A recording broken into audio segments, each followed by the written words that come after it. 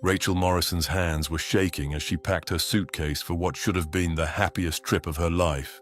It was January 2019, and the 38-year-old elementary school teacher from Portland, Oregon, was preparing for her honeymoon in Costa Rica with her new husband, Derek Morrison. She carefully folded the white linen dress she planned to wear for their beachside dinner, tucked her favorite sandals into the side pocket, and placed her prescription medication in a clear Ziploc bag, as required for airport security. She held up her grandmother's emerald ring, the one that had been passed down through 3 generations of women in her family, admiring how it caught the light before slipping it onto her finger.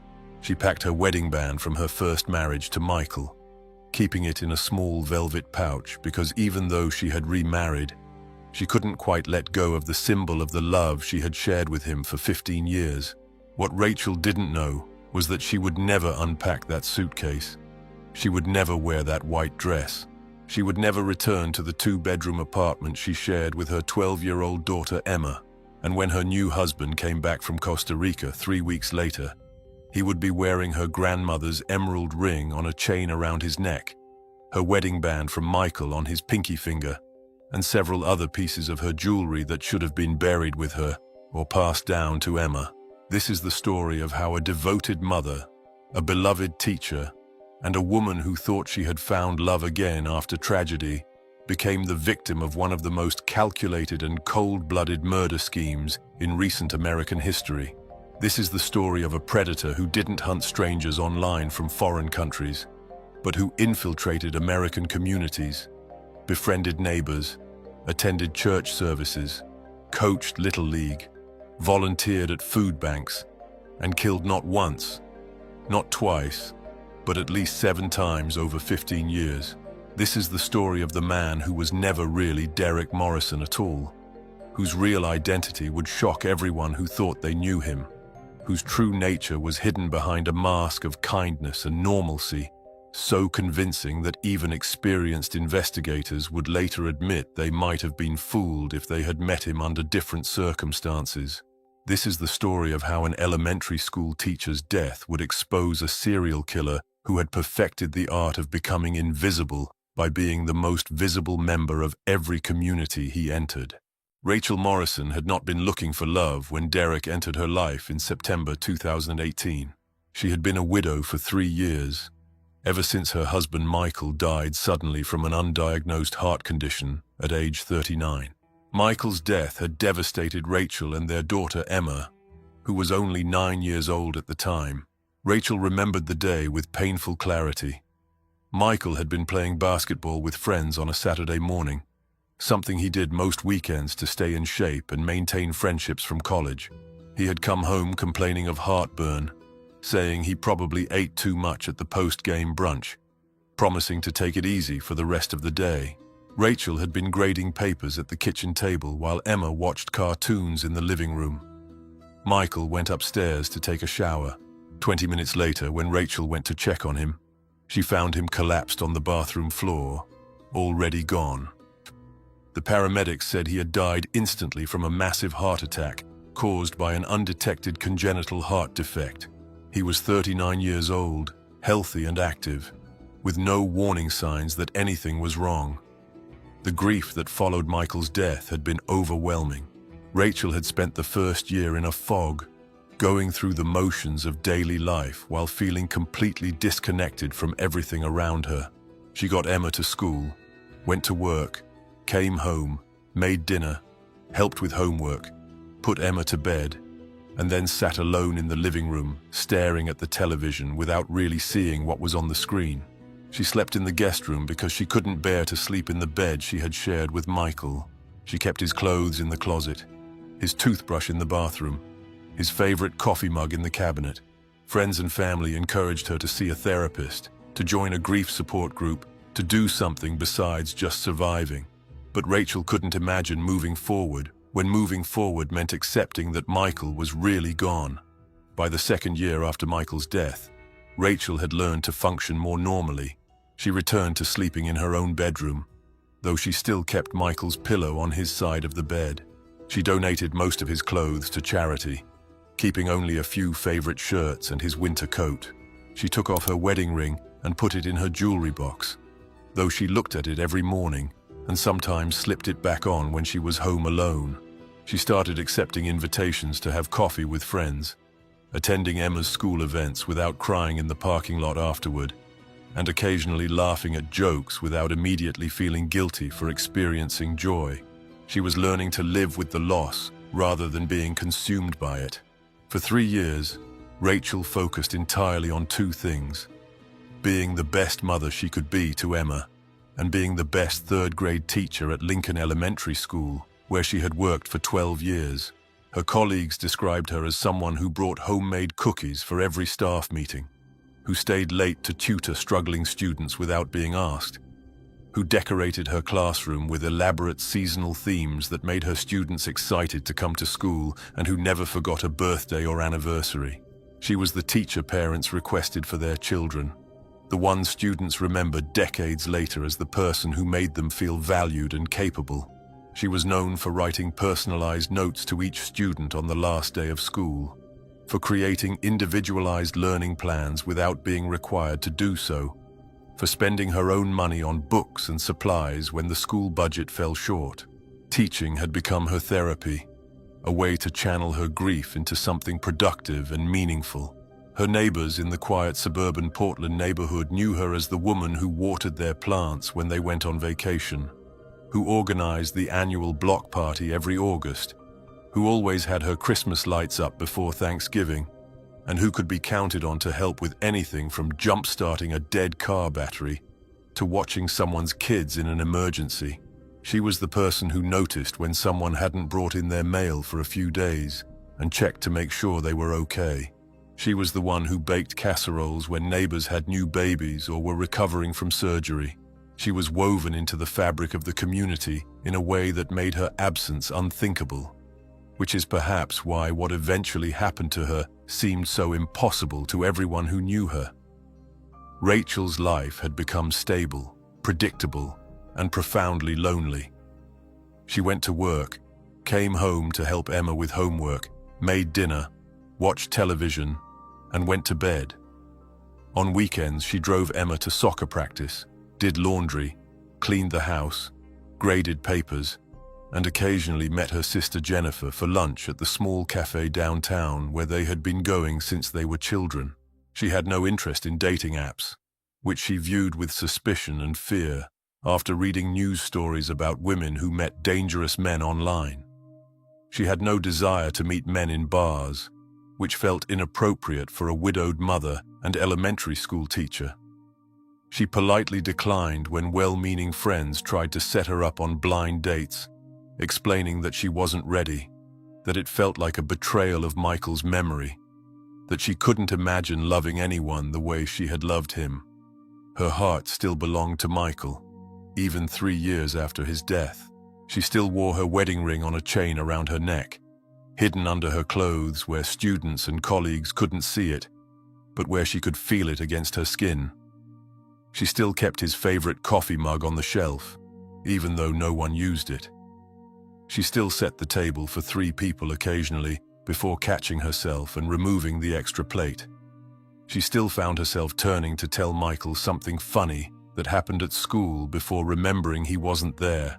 The grief had become quieter over time, less like drowning and more like carrying a heavy weight, but it was always present, shaping every moment of every day. It was in this state of quiet grief and careful routine that Rachel met Derek Morrison in September 2018 at a community fundraiser for the local food bank. Rachel had volunteered to help organize the event, as she did every year. The fundraiser was one of the biggest community events in their suburban Portland neighborhood, bringing together local businesses, schools, churches, and residents to raise money for families struggling with food insecurity. Rachel's role was to coordinate volunteer schedules, set up donation tables, and manage the registration area. She had arrived at the community center parking lot at 7 in the morning, 2 hours before the event was scheduled to begin, to start setting up folding tables and arranging signage. She was wrestling with a particularly stubborn table that refused to unfold properly, when a man approached and offered to help. He was tall, maybe 6 feet, with sandy brown hair going grey at the temples, warm hazel eyes behind wire-rimmed glasses, and a genuine smile that reached his eyes. He was dressed casually in khaki pants, a blue button-down shirt with the sleeves rolled up, and well-worn running shoes. He looked to be in his mid-40s, with the kind of face that could belong to a teacher, an accountant, a neighbor, anyone you might see at the grocery store or the post office without giving them a second thought. He looked, Rachel thought, like a normal person, a good person. He introduced himself as Derek Morrison, new to Portland, recently moved from Sacramento for work, trying to get involved in the community and learn about local organizations that needed volunteers. His handshake was firm but not aggressive, his eye contact steady but not intense, his demeanor friendly but respectful of boundaries. He asked if he could help with setup, explaining that he had the morning free and figured the best way to learn about a community was to participate in events like this. Rachel, who had been expecting to set up mostly alone since other volunteers weren't scheduled to arrive for another hour, gratefully accepted his help. Over the next 3 hours setting up for the fundraiser, Rachel and Derek talked about ordinary things while arranging tables, hanging banners, organizing donation boxes, and setting up the registration area. He mentioned he worked in commercial real estate, helping businesses find and evaluate potential locations for expansion. He explained that he had spent 20 years with a firm in Sacramento before being offered a position with a Portland-based company that focused on sustainable development projects.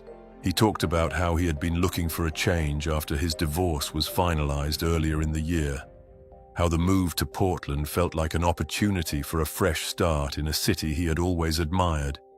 He mentioned that he had a daughter in college at UC Berkeley who was studying environmental science, that he was proud of her even though he wished they talked more often, that one of the challenges of divorce was maintaining relationships with adult children who had their own busy lives. As Rachel found herself sharing more than she usually did with strangers. She talked about being a teacher at Lincoln Elementary, about how much she loved working with third graders who were old enough to read chapter books, but young enough to still think teachers knew everything. She mentioned that she had a daughter in middle school, that Emma was a great kid who played soccer and loved science, that being a single parent was harder than she had expected, but also more rewarding. She talked about how she had lost her husband 3 years ago, keeping the details brief because she had learned that people became uncomfortable when you talked too much about death, especially sudden death of young people. Derek listened without interrupting, nodding with what seemed like genuine understanding, and when he responded, he didn't offer empty platitudes or try to change the subject. He simply said that losing someone you loved changed you in ways that people who hadn't experienced it could never fully understand, that there was no timeline for grief, that moving forward didn't mean forgetting. The conversation was easy, comfortable, the kind of talk between two people who have both experienced loss and learned to carry it quietly without making it the center of every interaction. They discussed Portland's neighborhoods, comparing notes on the best coffee shops and hiking trails. They talked about their daughters, sharing the universal parental experience of watching children grow up faster than seemed possible. They discussed books they had read recently, discovering they both liked historical fiction and biographies. They talked about community involvement, with Derek asking thoughtful questions about local organizations, and Rachel explaining the various volunteer opportunities she participated in throughout the year. When the setup was finished and other volunteers started arriving, Derek thanked Rachel for letting him help and mentioned he hoped to see her at the actual fundraiser the following weekend. Rachel didn't think much about Derek Morrison until the fundraiser itself on Saturday afternoon, when he showed up early and immediately found her in the crowd. He was wearing jeans and a Portland Trail Blazers t-shirt, carrying a large box of donuts from the local bakery that he said he thought the volunteers might enjoy since they had been working so hard. The gesture was thoughtful without being excessive, practical without being showy. He stayed for the entire 4-hour event, helping wherever needed, carrying boxes for elderly volunteers, entertaining children in the kids' activity area when parents were busy, manning the donation table during shift changes, never asking for recognition or praise, just being useful in the way that truly helpful people are. Rachel found herself noticing him throughout the afternoon, impressed by how naturally he seemed to fit into the community event, how he talked to people of all ages with the same genuine interest, how he helped without being asked, and without making a show of his helpfulness. When the event ended and volunteers were cleaning up, Derek was among the last to leave, helping fold chairs, break down tables, sweep the parking lot, and load everything into the storage unit. As Rachel was getting into her car to leave, exhausted but satisfied that the fundraiser had raised almost $15,000 for the food bank, Derek approached and asked if she might be interested in getting coffee sometime. "Just coffee," he said. "No pressure, no expectations.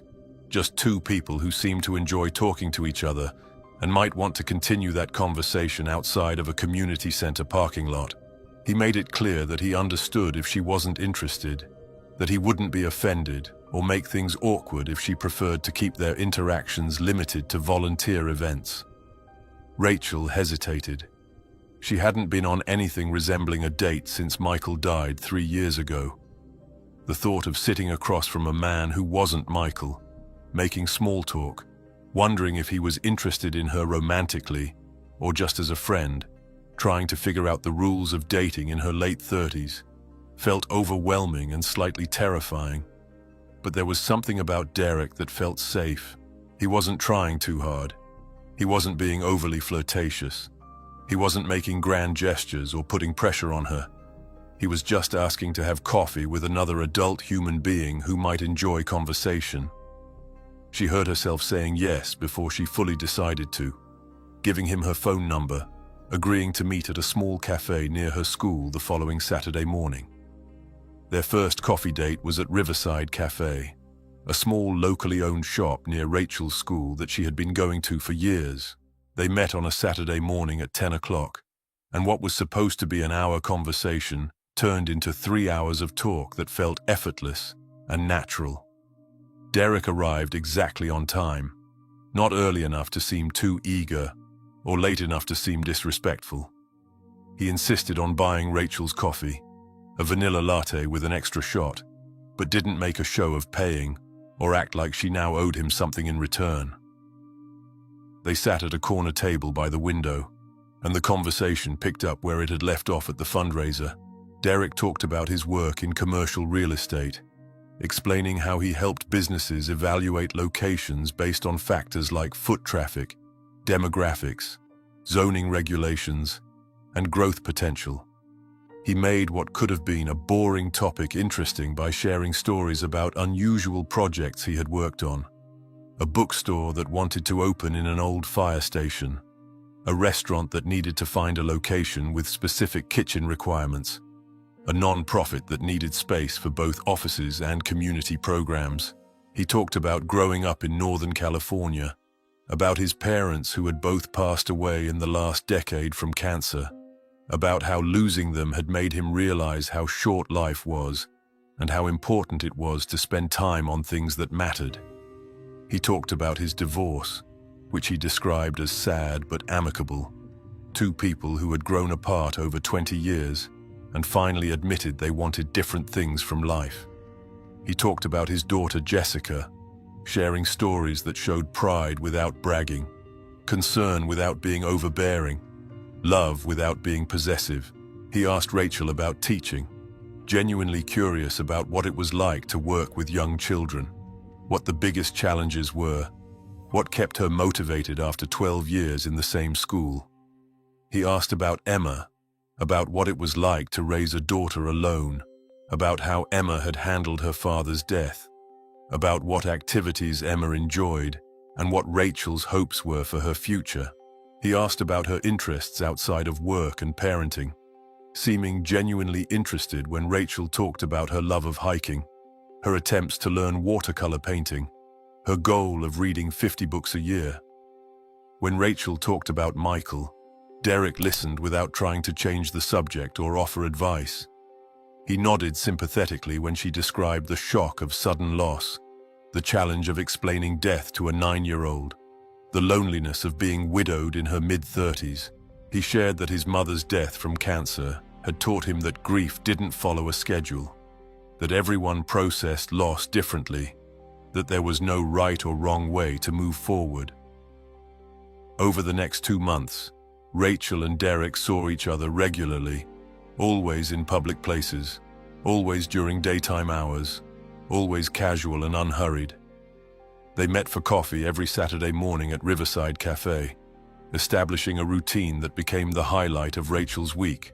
They went for walks in Washington Park, following the trails through the Japanese garden and the rose garden, talking about everything and nothing, enjoying the October colors as leaves changed from green to brilliant reds and oranges.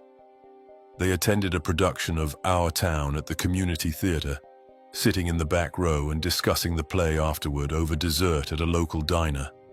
They grabbed lunch at the food truck pods downtown, trying different cuisines and rating each one, creating a running list of favorites. They visited Powell's books, spending hours browsing different sections and recommending titles to each other.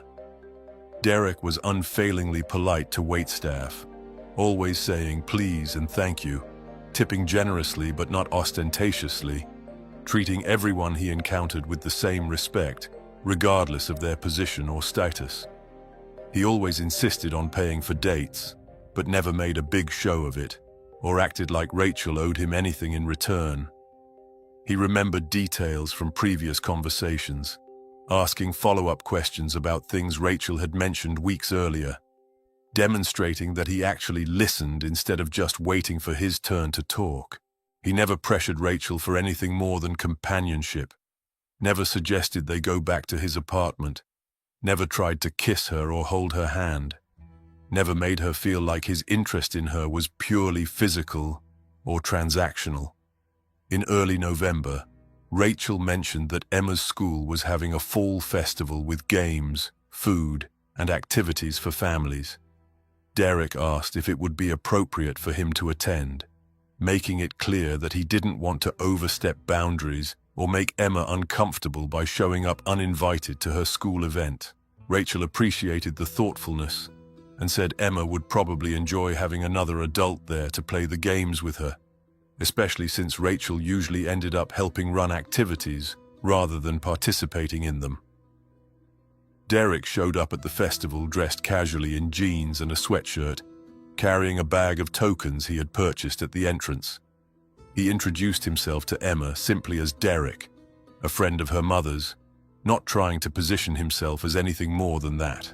Emma, who had been protective and skeptical of any man showing interest in her mother ever since Michael died, watched Derek carefully throughout the afternoon. She noticed that he didn't try too hard to be cool or fun, didn't talk down to her like she was a little kid, didn't ignore her to focus only on Rachel. He played carnival games with her, cheering when she won a stuffed animal at the ring toss, commiserating when she lost at the duck pond. He asked her about soccer, demonstrating actual knowledge of the sport by discussing recent World Cup matches and asking intelligent questions about her position and playing style. He talked about his daughter Jessica, making Emma feel like he understood what it was like to be a girl with interests and opinions and a life beyond just being someone's daughter. When the festival ended, Emma told Rachel privately that Derek seemed okay, which coming from a protective 12-year-old was high praise and subtle permission to continue seeing him.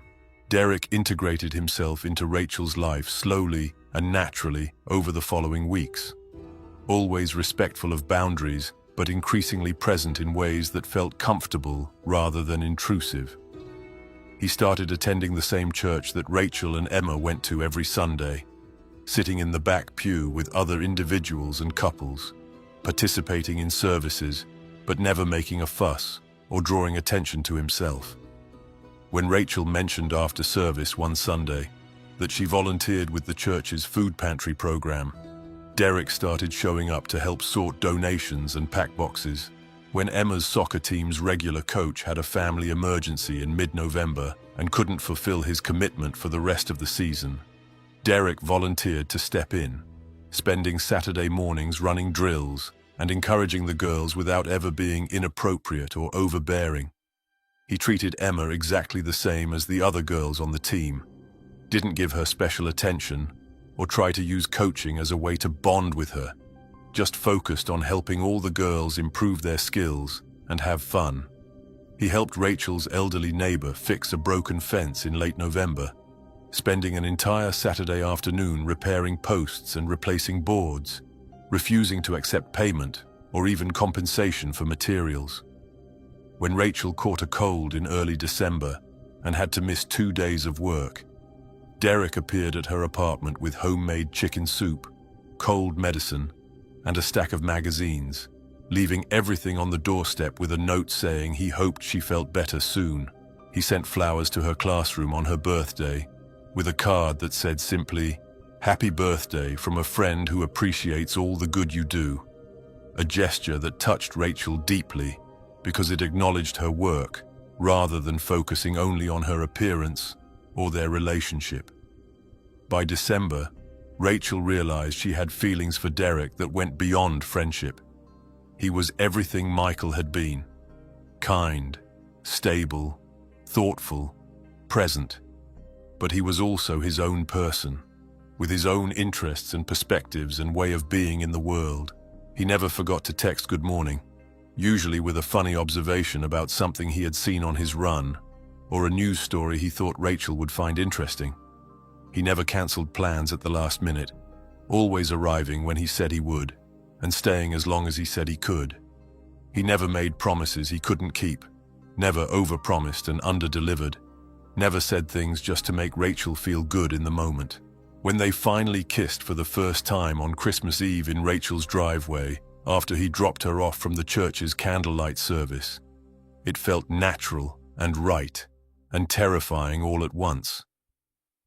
Rachel went inside and cried, not because she was sad, but because she felt guilty for moving on from Michael, for allowing herself to feel happy again, for giving her heart to someone new. She felt like she was betraying Michael's memory by falling in love with another man. She felt like she was being disloyal to the 15 years they had spent together. She felt like she was abandoning her identity as Michael's wife, which had been such a core part of who she was for so long. But she also felt alive in a way she hadn't since Michael died, excited about the future instead of just surviving the present, open to possibilities she had thought were closed to her forever. Derek proposed on Valentine's Day, 2019 at Riverside Cafe, the same place where they had their first date 4 months earlier. He had arranged with the cafe owner to reserve their usual corner table, decorating it simply with a small vase of white roses and 2 candles. When Rachel arrived, nervous because Derek had made it clear this was a special occasion, but hadn't explained what made it special, she found him waiting at the table looking more nervous than she had ever seen him. He didn't make a public spectacle of the proposal, didn't hire photographers or organize a flash mob, or put it on social media. He simply got down on one knee at their regular corner table, pulled out a simple gold band with a small diamond, and asked Rachel if she would marry him. He told her he knew it was fast, that they had only known each other for 5 months, that he understood if she needed time to think about it, or if the answer was no. But he said he had never been more certain of anything in his life. He loved her. He loved Emma. He wanted to build a life together, to be a partner to Rachel and a positive presence in Emma's life, to create a family built on mutual respect and genuine affection. He said he didn't expect to replace Michael, that he knew Michael would always be Emma's father and always be part of Rachel's history, that he wasn't asking Rachel to forget her past, but to consider building a future with him. Rachel said yes. They were married 6 weeks later, on March 30th, 2019, in a small ceremony at Riverside Community Church. where they had been attending services together since November. Rachel wore a simple cream-colored dress she found at Nordstrom, elegant but understated, appropriate for a second marriage for a woman in her late 30s. Emma was the maid of honor, wearing a purple dress she picked out herself, holding Rachel's bouquet and standing beside her mother with a mixture of happiness and protectiveness that made Rachel's heart ache with love. Derek wore a dark gray suit and seemed genuinely emotional during the vows, his voice breaking when he promised to love and honor Rachel for the rest of his life. His eyes bright with what looked like tears when he slipped the wedding band onto her finger. About 50 people attended the ceremony. Rachel's sister Jennifer and her husband and 3 kids, colleagues from Lincoln Elementary, including Rachel's closest friend and fellow third-grade teacher Margaret Torres, neighbors from their street who had watched Emma grow up, friends from church who had gotten to know Derek over the past few months, Rachel's principal and several other staff members, and a few of Derek's work associates from the commercial real estate firm. Derek explained that most of his family was on the East Coast and couldn't make the trip on short notice, that his daughter Jessica was in the middle of midterm exams at Berkeley and felt terrible about missing it, but would visit over the summer. Everything seemed normal, believable, reasonable. After the ceremony, they had a small reception at Seasons Restaurant, a local favorite known for its Pacific Northwest cuisine and views of the Willamette River. Derek gave a toast thanking everyone for coming on relatively short notice, thanking Rachel for giving him a second chance at happiness after his divorce, thanking Emma for welcoming him into her family, promising to be the husband Rachel deserved and the father figure Emma needed. People clinked glasses, ate salmon and roasted vegetables and wedding cake from a local bakery, danced to music from a Spotify playlist that included songs from both the 1980s, when Derek would have been young, and the 2000s when Rachel and Michael had been dating and then married.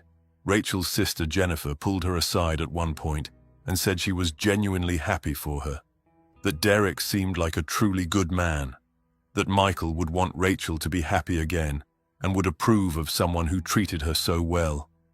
Rachel cried and hugged her sister and felt, for the first time in years, like her life was moving forward instead of just continuing in the same patterns of work and parenting and quiet grief. The original plan was to wait a few months before taking a honeymoon, to give Rachel time to arrange for a substitute teacher at school since it was the middle of the school year, and to make sure Emma was comfortable staying with Jennifer and her family for an extended period. But Derek surprised Rachel 2 weeks after the wedding with plane tickets to Costa Rica for the last week of April.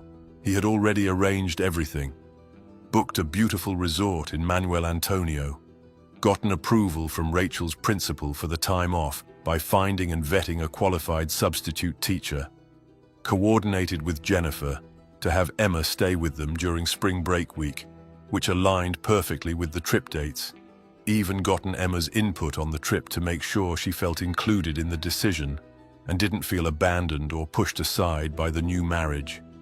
It was thoughtful, organized, romantic. Rachel felt overwhelmed by how lucky she was to have found someone who cared so much about doing things right, who thought about every detail, who made sure everyone involved was comfortable and informed. They flew out of Portland on April 22, 2019. Rachel had never been to Costa Rica, had never been anywhere particularly exotic except for a trip to Cancun for her and Michael's 10th anniversary 7 years ago. She was excited but nervous, worried about leaving Emma even though Emma had stayed with Jennifer many times before, worried about being away from her students in the last months of the school year, even though the substitute teacher seemed very qualified, worried about all the small anxieties that had defined her life since becoming a widow and single mother. Derek held her hand during the flight, reassured her that Emma would be fine with Jennifer's family who loved her like their own daughter, that her students would be fine with a substitute for 1 week, that sometimes it was okay to do something just for yourself without feeling guilty about it. Rachel relaxed, let herself believe that this trip would be the beginning of a new chapter in her life, a chance to finally let go of the past and fully commit to the future. They landed in San Jose, Costa Rica, on the evening of April 22nd at 7:15 p.m. local time. Derek had rented a car, a white Toyota RAV4 that he said would be good for the mountain roads they would be driving on to get to Manuel Antonio. The drive took about 3 hours through winding roads that climbed into mountains before descending toward the Pacific coast. Rachel took pictures on her phone of the sunset painting the sky in shades of orange and pink, of the lush green landscape so different from Portland's urban environment, of Derek driving with one hand on the wheel and one hand holding hers. She texted Emma to let her know they had arrived safely and were heading to the resort. She texted Jennifer a picture of the view from the highway with a caption that said, "Can you believe this is real? So beautiful." She posted a photo on Facebook of her and Derek at the airport with the caption, "Honeymoon bound, feeling blessed," with several heart emojis. She seemed happy. She seemed safe. She seemed unaware that in exactly 72 hours, she would be dead. The resort in Manuel Antonio was everything the website had promised and more. Vista del Pacifico Resort was a small luxury property with only 30 rooms, each with a private balcony, ocean views, and tasteful tropical decor. Their room was on the 3rd floor, with a view of the Pacific Ocean stretching endlessly toward the horizon. A king-size bed with white linens and decorative pillows, a balcony with 2 chairs, and a small table perfect for morning coffee, and a bathroom with a rainfall shower and luxury amenities. Derek carried their suitcases inside, tipped the bellhop $20, and immediately suggested they go down to the hotel restaurant for dinner, since they hadn't eaten since the plane, and it was now after 10 p.m. They changed into casual clothes and walked hand in hand down to the open-air restaurant that overlooked the beach. The sound of waves crashing against the shore provided a constant backdrop to the soft music, playing through speakers hidden in the tropical plants that surrounded the dining area. They ordered fish tacos and mango margaritas, toasting to their marriage and their honeymoon and their future together. They talked about their plans for the week: a zip-lining tour through the rainforest canopy, a visit to Manuel Antonio National Park to see sloths and monkeys and other wildlife, a sunset catamaran cruise with dolphin watching, maybe a cooking class to learn how to make traditional Costa Rican dishes, definitely several days of just relaxing on the beach with books and drinks and no schedule at all. Derek seemed excited about all of it, pulling up information on his phone about different tours and activities, reading reviews out loud, asking Rachel what sounded most interesting to her. He showed her photos of the national park, pointing out the trails they could hike and the beaches where they could swim. He found a cooking class taught by a local chef that had excellent reviews and suggested they book it for later in the week. He looked up the zip-lining tour and showed Rachel videos of what to expect, assuring her that it was very safe and that she would love the views of the rainforest from above. Everything felt perfect, romantic, exactly what a honeymoon should be. After dinner, they walked on the beach despite the late hour, taking off their shoes and feeling the sand between their toes, listening to the waves in the darkness. It was dark except for the lights from the hotel behind them, and the moon reflecting off the water in a silvery path that seemed to lead to infinity. Derek stopped at one point, pulled Rachel close, and told her he loved her more than he ever thought possible. He said he knew their relationship had moved fast, but that sometimes you just know when something is right, when someone is meant to be in your life. He said he wanted to spend the rest of his life making her happy, being the partner she deserved, showing her every day how much he valued her. Rachel kissed him and thought about how different her life looked now compared to a year ago, when she was alone and grieving and convinced she would never feel whole again. She fell asleep that night in Derek's arms, listening to the sound of the ocean through the open balcony door, feeling genuinely content and hopeful for the first time since Michael died. The next day, April 23rd, was perfect in the way that honeymoon days are supposed to be perfect. The kind of day that exists in memory as a string of small, perfect moments, rather than a continuous narrative. They slept late, waking up at 9:30 a.m. to sunshine streaming through the balcony doors and the sound of tropical birds chattering in the trees outside. They ordered room service breakfast. Fresh fruit, scrambled eggs, bacon, toast with local jam, and Costa Rican coffee that was stronger and more flavorful than anything Rachel had ever tasted. They ate on the balcony, watching other resort guests beginning their days, some heading to the beach with towels and books, others leaving for tours and excursions. They spent the morning at the beach, finding 2 lounge chairs under a palm tree, where they alternated between reading, swimming in the warm ocean water, and dozing in the sun. Rachel read a thriller she had been saving for vacation, while Derek read a biography of Theodore Roosevelt. They swam together, floating in the gentle waves, pointing out tropical fish they could see in the clear water. Derek bought them coconut drinks from a vendor on the beach, and they laughed when Rachel couldn't figure out the right angle to drink from without spilling. Around 1 p.m., they walked into town for lunch at a small restaurant Derek had researched online. A casual place called Soda Tropical, where they ordered casados, traditional Costa Rican lunch plates with rice, beans, plantains, salad, and their choice of meat or fish. After lunch, they went back to the hotel for a nap, both tired from travel and sun, and the general exhaustion that comes from being completely relaxed. They slept for 2 hours, waking up in time to shower and get ready for the sunset catamaran cruise that Derek had booked for 5 p.m. The cruise left from the marina in Quepos, about a 15-minute drive from their hotel. Derek drove the rental car, and Rachel took more pictures of the Costa Rican landscape, the colorful buildings, the local people going about their daily lives, the mountains rising green and lush in the distance.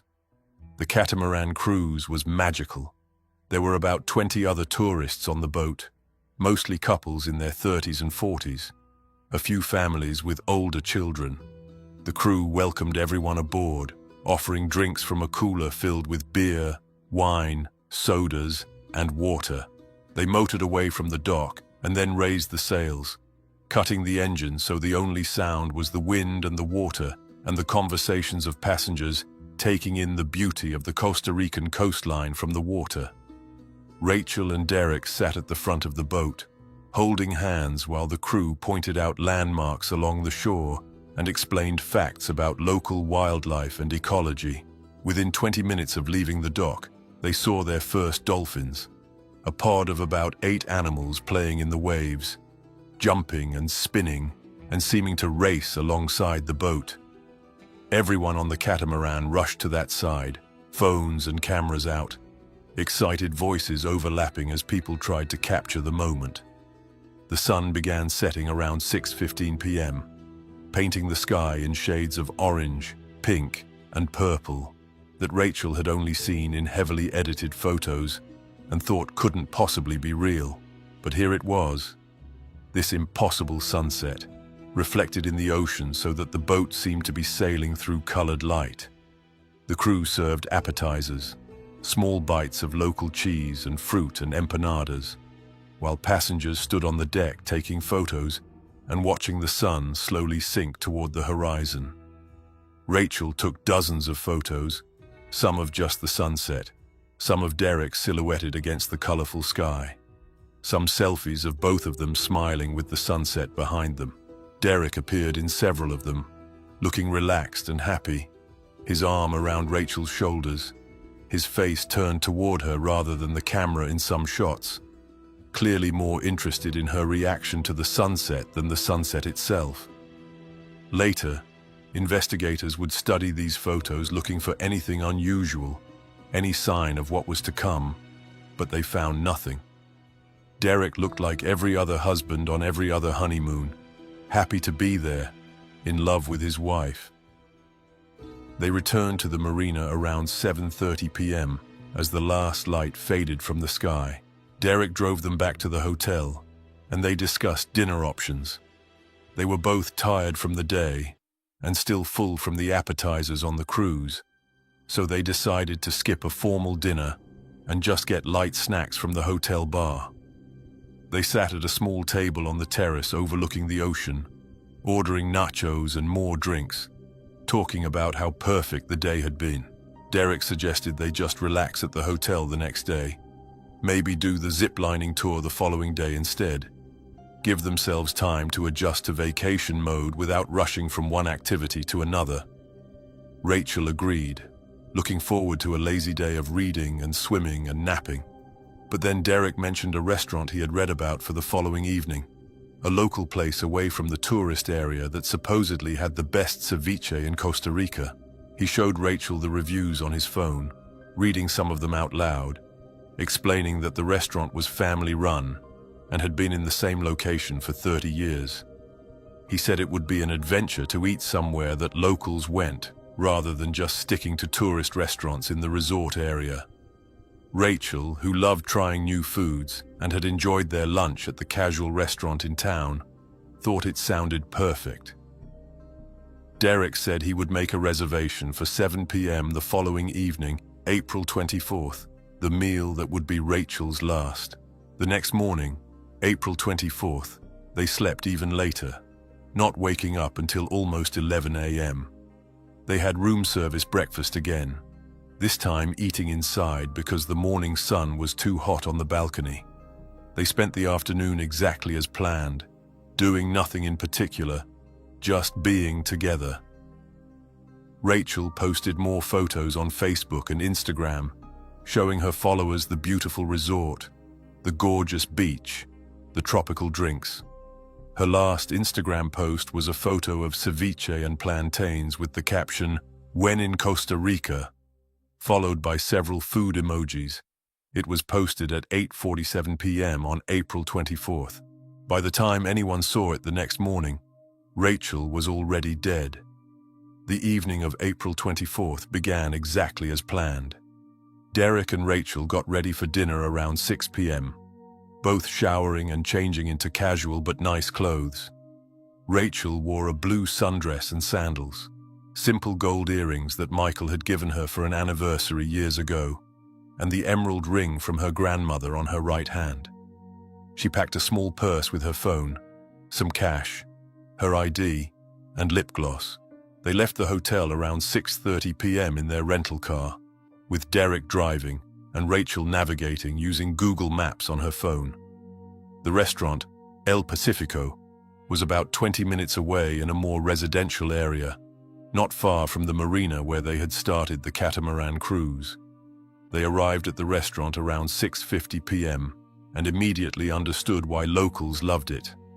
El Pacifico was small and casual, with plastic chairs and handwritten menus, but it was packed with Costa Rican families and couples, always a good sign. The owner, a woman in her 50s named Maria, greeted them warmly in Spanish and gestured to an open table near the back. Derek and Rachel studied the menu, pointing at pictures since the descriptions were in Spanish, and Derek ordered for both of them using the few Spanish phrases he knew: ceviche, plantains, rice and beans, cold beer. The food arrived quickly and was delicious, exactly the kind of authentic local meal they had been hoping for. They talked and laughed and took photos of their food and the casual atmosphere. Rachel posted the last photo to Instagram at 8:47 p.m. After dinner, around 9 p.m., Derek suggested they walk around the neighborhood for a bit, before calling a taxi back to the hotel.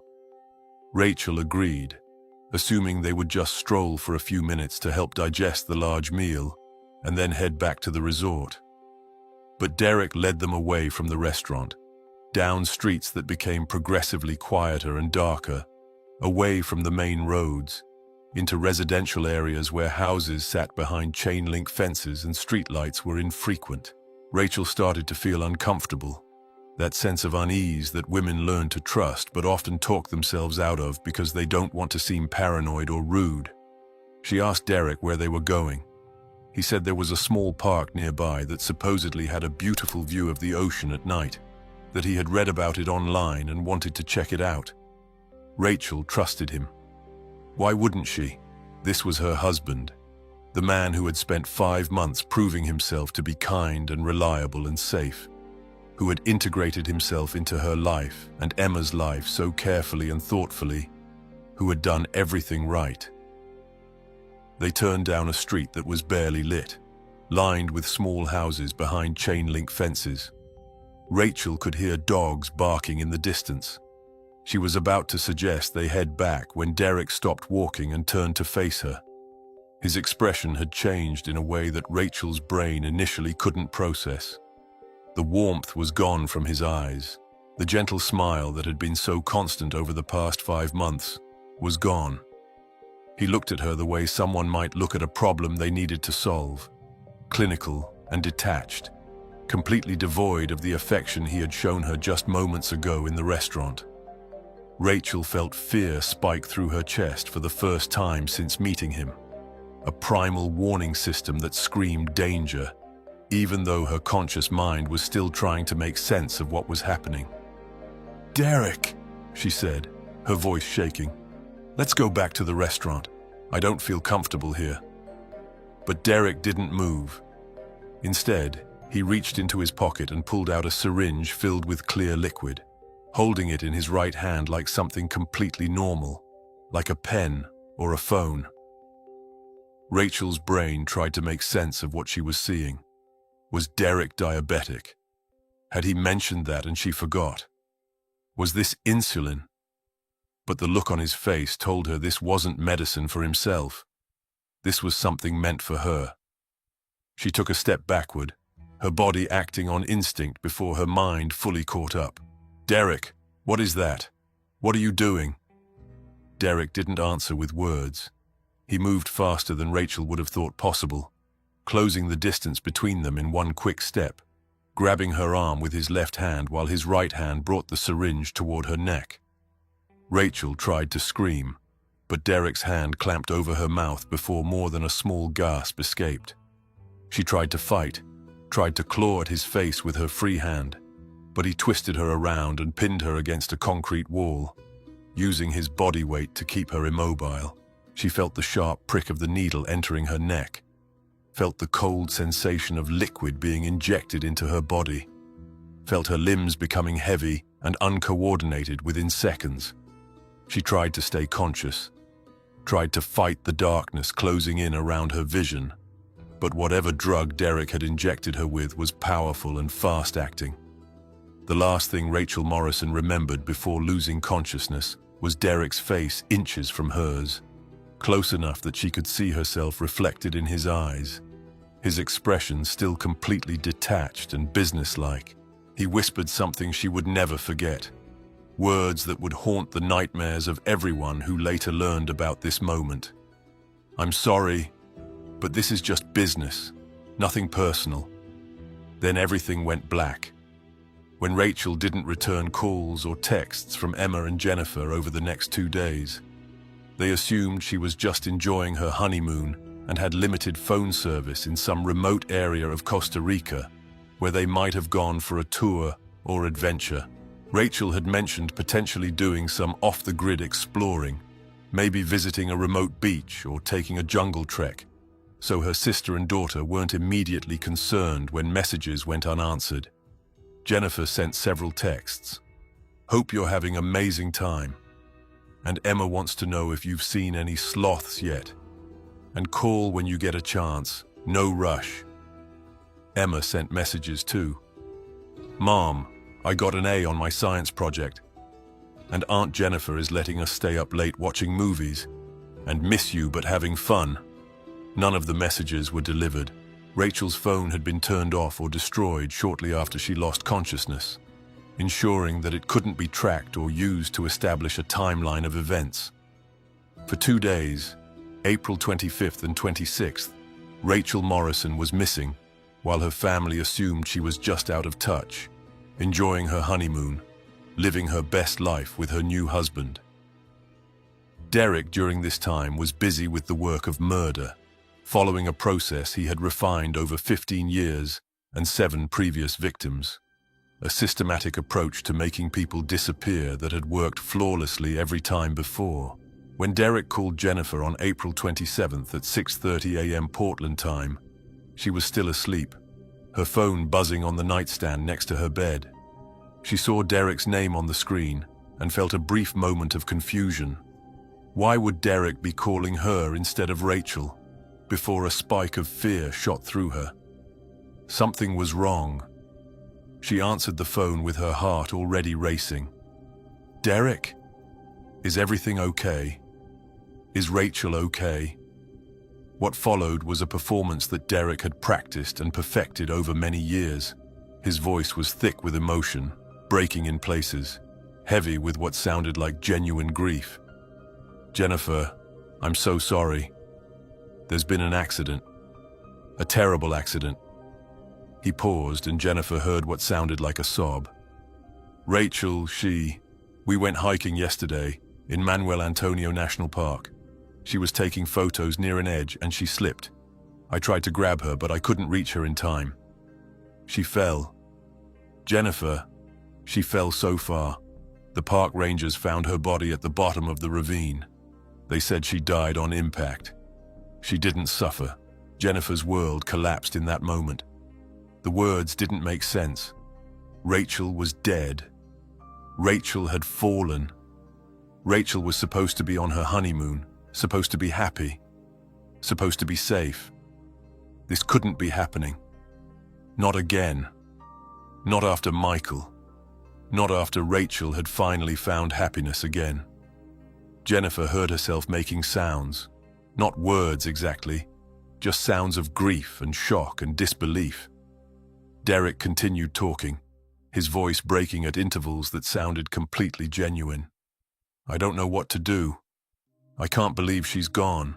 One minute we were looking at the view and the next minute she was gone.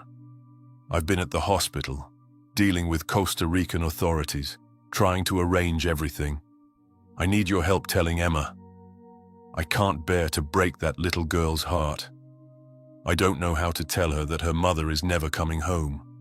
Jennifer was too shocked to ask many questions, too focused on how to tell Emma that her mother, the only parent she had left, was dead. She was too overwhelmed by grief to notice the inconsistencies in Derek's story, the lack of specific details about exactly where in the park this happened, the strange calmness in his voice once he got past the initial emotional delivery, the way he had already talked to hospital staff and authorities and made arrangements without contacting family first. She asked through her tears when Rachel's body would be returned to Portland for burial. Derek said that Costa Rican law required local cremation in cases of accidental death to prevent disease, especially given the condition of the body after the fall from such a height. He said Rachel's ashes would be returned within a week, that he would handle all the paperwork and arrangements, that Jennifer just needed to focus on Emma and break the news as gently as possible. Jennifer, who knew nothing about Costa Rican law or international death procedures, accepted this as true. Why wouldn't she? Derek was Rachel's husband. He was there dealing with the aftermath of tragedy. He had no reason to lie about any of this. She hung up the phone and sat on the edge of her bed, trying to figure out how to tell her 12-year-old niece that the second parent was dead, that Emma would now be an orphan, that the universe was cruel enough to take both of the girl's parents before she even finished middle school. Derek returned to Portland on April 28th, 6 days after he and Rachel had left for their honeymoon. He brought with him a small wooden urn that he said contained Rachel's ashes, purchased from a funeral home in Costa Rica.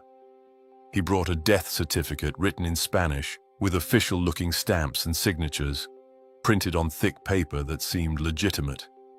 He seemed genuinely devastated by grief, moving slowly like someone in shock, his eyes red and swollen like he had been crying for days.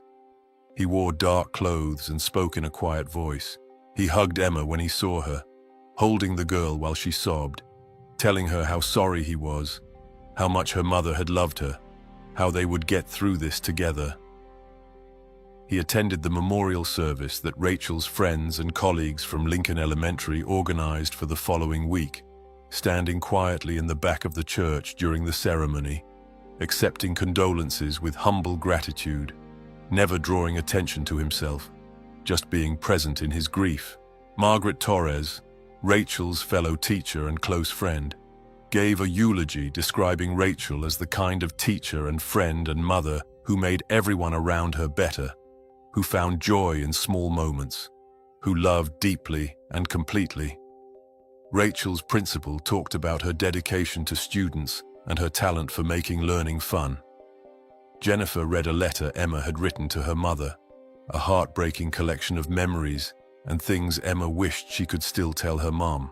Derek sat in the back pew with tears running down his face, and everyone who saw him assumed he was a man destroyed by the sudden loss of the woman he loved. In the days following the memorial service, Derek helped Jennifer sort through Rachel's belongings in the apartment, packing up clothes to donate to charity, organizing documents and photos, making decisions about what Emma might want to keep and what could be discarded. He was helpful and practical, approaching the task with the same quiet efficiency he had shown in integrating himself into Rachel's life. He boxed up Rachel's teaching materials to be returned to the school.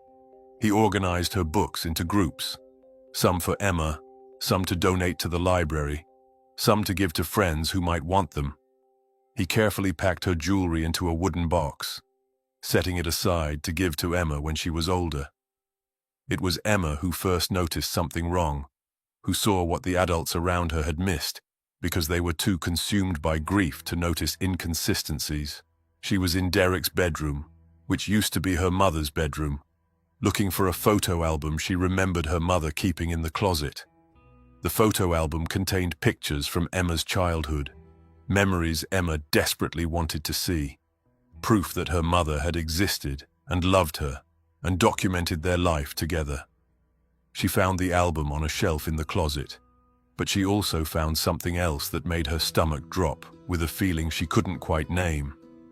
Sitting on the same shelf, clearly visible, was a small wooden jewelry box that definitely belonged to her mother. Emma recognized it immediately because her mother had shown it to her many times, explaining that it had belonged to Emma's great-grandmother and would one day belong to Emma. Emma opened the jewelry box with shaking hands. Inside was her grandmother's emerald ring, the one that had been passed down through generations, the one her mother wore on special occasions. Inside was her mother's wedding band from her marriage to Michael, Emma's father, the ring Rachel had stopped wearing when she married Derek but kept in this box. Inside were a pair of diamond earrings that Michael had given Rachel for their 15th anniversary. Earrings Emma had helped pick out even though she was only 5 years old at the time. Inside were several other pieces: a pearl necklace, a gold bracelet, a silver brooch shaped like a butterfly. Emma knew her mother had taken most of her jewelry with her to Costa Rica. She remembered specifically seeing her mother pack the emerald ring because Rachel had mentioned wanting to wear it to a nice dinner. So why was all her jewelry here in Derek's bedroom, in this apartment in Portland, when it should have been in Costa Rica, either lost in the fall that killed her mother or returned with her ashes? Emma stood in the closet holding the jewelry box, her mind trying to make sense of what she was seeing. Maybe her mom had changed her mind at the last minute and decided not to bring the jewelry after all. Maybe she had been worried about it getting lost or stolen from the hotel room. Maybe this made perfect sense, and Emma was just looking for problems because she was angry at the universe for taking her mother. But something felt wrong in a way Emma couldn't articulate, a feeling in her gut that told her this wasn't right. She brought the jewelry box to Jennifer, interrupting her aunt who was in the kitchen preparing lunch. "Aunt Jennifer," Emma said, her voice small and uncertain, "look what I found in Derek's closet." Jennifer looked at the jewelry box, recognized it immediately as Rachel's, remembered seeing it on Rachel's dresser for years. She opened it and saw all the pieces Emma had already inventoried, all the jewelry Rachel should have had with her in Costa Rica. Jennifer felt something cold and uncomfortable settle in her stomach, a feeling that made her pause in the middle of making sandwiches, a sensation she had learned over years of parenting to never ignore. She called Derek, who was at his apartment handling his own arrangements, packing up his life to prepare for whatever came next. "Derek," Jennifer said, trying to keep her voice neutral and friendly. "I have a question about Rachel's jewelry. Emma found her jewelry box in your closet, and all her important pieces are in it. I thought Rachel took most of her jewelry to Costa Rica." There was a pause on the other end of the line, so brief that Jennifer might have imagined it, before Derek responded smoothly and confidently. "Oh, that," he said, his voice carrying a tone of slight amusement, like Jennifer was worrying about nothing. "Rachel actually decided not to bring most of her jewelry at the last minute. She was worried about losing it or having it stolen from the hotel room. You know how she was about those pieces, especially her grandmother's ring. She didn't want to risk anything happening to them." The explanation made sense. Rachel had been careful with her jewelry, especially the pieces with sentimental value. She had been known to change her mind about what to bring on trips, overthinking and repacking multiple times. Jennifer wanted to believe Derek's explanation, wanted everything to make sense, wanted Rachel's death to be just a horrible accident and nothing more sinister. But then, Jennifer noticed something when Derek came over later that afternoon to drop off more of Rachel's belongings that he had finished sorting. He was wearing a chain around his neck that Jennifer had never seen before, a thin gold chain that caught the light when he moved. It was visible above the collar of his dark shirt, resting against his throat. Jennifer asked casually to see it, trying to keep her tone light and curious rather than suspicious. Derek hesitated for just a fraction of a second, a pause so brief that Jennifer might not have noticed if she hadn't been paying close attention. Then he pulled the chain out from under his shirt. Hanging from it was a ring. Not just any ring. Rachel's grandmother's emerald ring, the one that should have been in the jewelry box in the closet, the one Emma had found less than 4 hours ago. Jennifer stared at the ring, her mind refusing to process what she was seeing. "Derek," she said slowly, "why are you wearing Rachel's emerald ring, the ring that's supposed to be in the jewelry box?" Derek's explanation came quickly, practiced and smooth. "I found this ring in my suitcase after returning from Costa Rica," he said, tucking the chain back under his shirt. "Rachel must have packed it at the last minute without telling me. I know she decided not to bring most of her jewelry, but I guess she changed her mind about this one piece. I've been wearing it to feel close to her. Grief makes you do strange things. I hope it's not inappropriate. I just miss her so much." But Jennifer noticed something else when Derek moved to tuck the chain away. Something she saw only because she was now looking for inconsistencies instead of accepting everything at face value. Derek was wearing another ring on his pinky finger, a plain gold band that looked familiar in a way that made Jennifer's heart start pounding. She asked to see his hand, reaching out before Derek could refuse or hide it. The ring on his pinky finger was engraved on the inside with initials and a date, MLM plus RLM, 6/15/2002. Michael Lewis Morrison and Rachel Lynn Morrison, their wedding date. It was Rachel's wedding band from her marriage to Michael, Emma's father. Derek was wearing Rachel's dead husband's wedding ring on his pinky finger like it was his own. Jennifer pulled her hand back like she had been burned. "Why?" she asked, her voice shaking now. "Why would you wear Rachel's wedding ring from Michael? Why would you wear a ring from her first marriage?" Derek's friendly expression faltered for the first time since Jennifer had known him. He became slightly defensive, his jaw tightening, his eyes hardening. He said grief made people do strange things, that he just wanted to feel connected to Rachel in any way possible, that he was wearing jewelry that reminded him of her because it brought him comfort in a dark time. He asked why Jennifer was questioning him when they should be supporting each other through this tragedy, when they both loved Rachel and both missed her and should be united in grief rather than interrogating each other. But Jennifer couldn't shake the feeling that something was very, very wrong.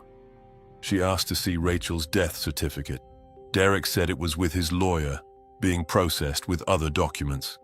She asked for contact information for the Costa Rican authorities who had handled Rachel's case. Derek said he had lost the paperwork in his grief, but would find it and send it to her. She asked if he had any photos from the honeymoon after the first 2 days, any documentation of where they had gone or what they had done.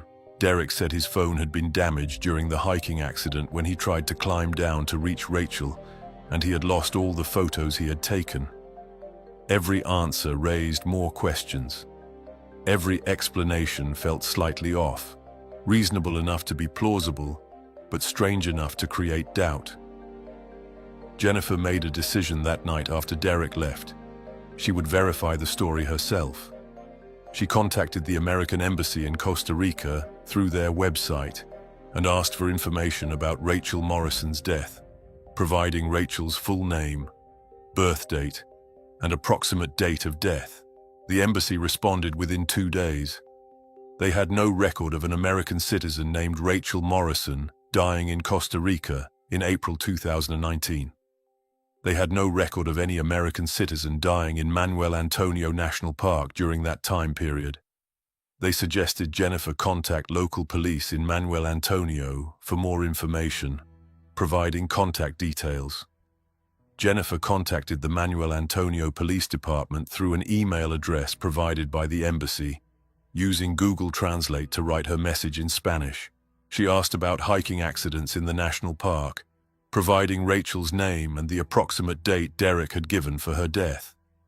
The police responded in English, saying they had no record of any tourist death in the national park in April 2019, that all accidents resulting in death or serious injury were thoroughly documented and investigated, that they would certainly have records if such an incident had occurred. Jennifer's world shifted in that moment, the ground becoming unstable beneath her feet. If Rachel hadn't died in a hiking accident in Manuel Antonio National Park, then where had she died? How had she died? And why would Derek lie about it? Jennifer sat at her kitchen table with these questions circling in her mind, each one more terrifying than the last. She thought about Derek wearing Rachel's jewelry, about his smooth explanations that made sense individually, but created a disturbing pattern when viewed together, about how quickly he had returned from Costa Rica with ashes and a death certificate, about how he had handled everything without consulting Rachel's family or giving them a chance to be involved in the process. Jennifer picked up her phone and called the Portland Police Department. She asked to speak to someone about a possible murder. She was transferred to Detective Lisa Chen in the Homicide Division. Detective Chen listened while Jennifer explained everything. Rachel's honeymoon in Costa Rica, Derek's call reporting her death, the jewelry that should have been in Costa Rica but was in Portland, Derek wearing Rachel's rings, the lack of any record of Rachel's death with either the American Embassy or Costa Rican authorities. Detective Chen asked careful questions, took detailed notes, and told Jennifer she had done the right thing by calling. She said the police would investigate, that Jennifer should not confront Derek with her suspicions, that she should act normally while they looked into the situation. The Portland police contacted the FBI, who had jurisdiction over crimes involving American citizens abroad. The FBI contacted Interpol, who coordinated with Costa Rican authorities. Within 72 hours, an international investigation was underway. What they discovered would lead to one of the most extensive serial killer investigations in recent history, connecting cases across multiple states and spanning 15 years of systematic murder for profit. Costa Rican police, working with guidance from FBI agents, began reviewing security camera footage from the area where Derek said he and Rachel had stayed. They found footage from a camera at a gas station showing Derek Morrison checking into Vista del Pacifico Resort on April 22nd with a woman matching Rachel's description. They found footage from April 23rd showing Derek and Rachel leaving the resort together in the late evening. But they found no footage of either of them returning that night. Instead, they found footage from April 24th, showing Derek returning to the resort alone in the early morning hours, around 4 a.m., carrying what appeared to be a large duffel bag.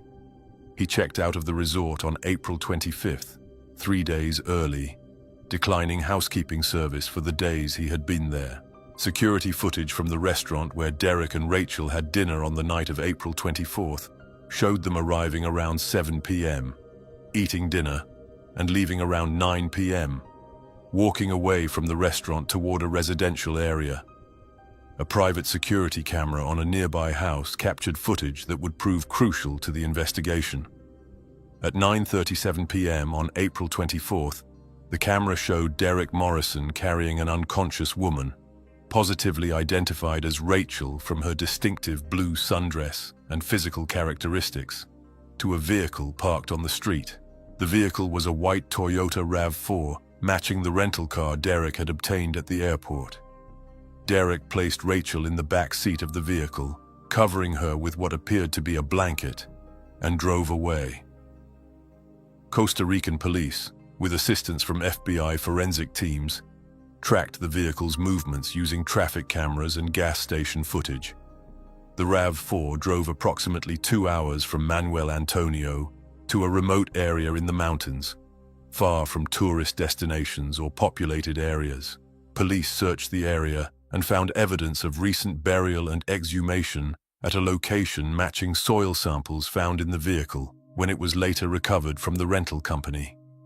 DNA testing on soil samples and trace evidence confirmed that Rachel Morrison had been buried in a shallow grave in this remote location while still alive but unconscious from the sedative Derek had injected her with.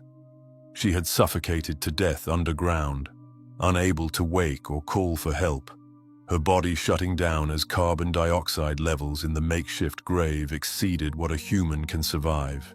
The forensic evidence suggested that Derek had returned to the site approximately 24 hours later, on the evening of April 25th, to exhume Rachel's body.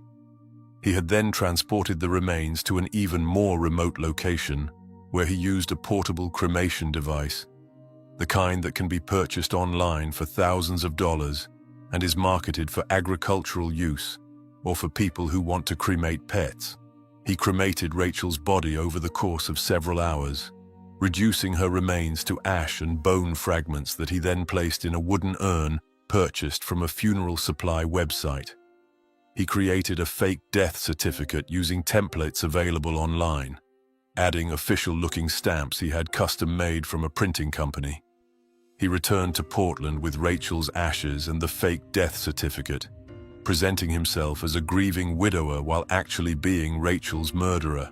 But this was only the beginning of what investigators would learn about Derek Morrison, whose real name, they soon discovered, was Alan Jeffrey Parker, age 52, born in Oakland, California, and wanted in connection with at least 6 other suspicious deaths of women across multiple states dating back 15 years. When FBI agents executed a search warrant on Derek Morrison's apartment in Portland on May 3, 2019, they found evidence that would break the case wide open and reveal the true scope of Alan Parker's crimes. In a storage unit rented under one of several fake names he used, agents found 6 additional wooden urns, each containing cremated human remains.